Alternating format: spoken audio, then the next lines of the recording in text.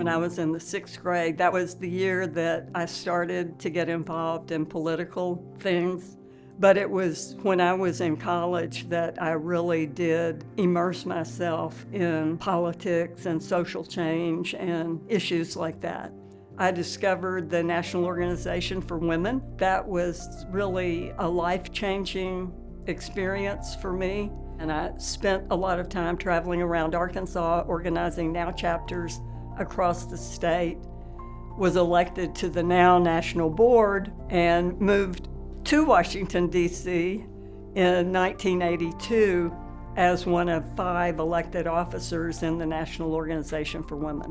When I came back to Little Rock, I was surprised that the LGBTQ movement was not that different than it had been, and I got involved, and about a year or so later, the state representative seat in the district in which I live was coming open, and I just said, I'm going to run for it. I did pretty well in that election and won without a runoff, and then was reelected 2 times. I worked very, very hard to represent my constituents, and we were the first state in the South and one of the first states in the country to pass an anti-bullying bill that included sexual orientation and gender identity. When I was in my 3rd term, I was able to sponsor a bill for the Municipal League that led to cities and towns in Arkansas being able to get state support, permanent funding for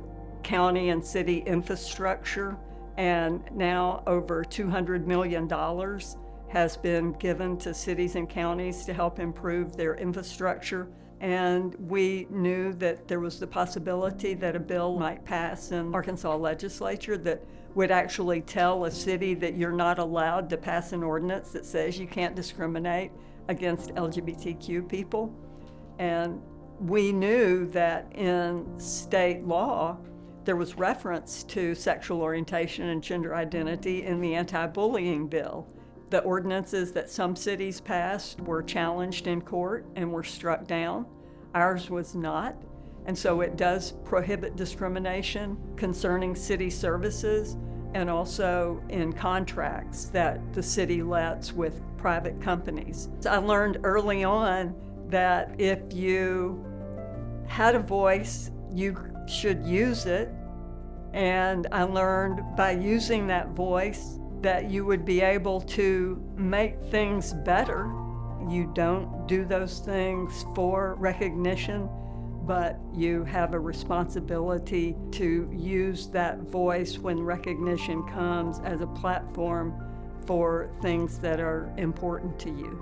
What you are is God's gift to you. What you become is your gift to God. Being able to be a servant leader is an incredible privilege and gift.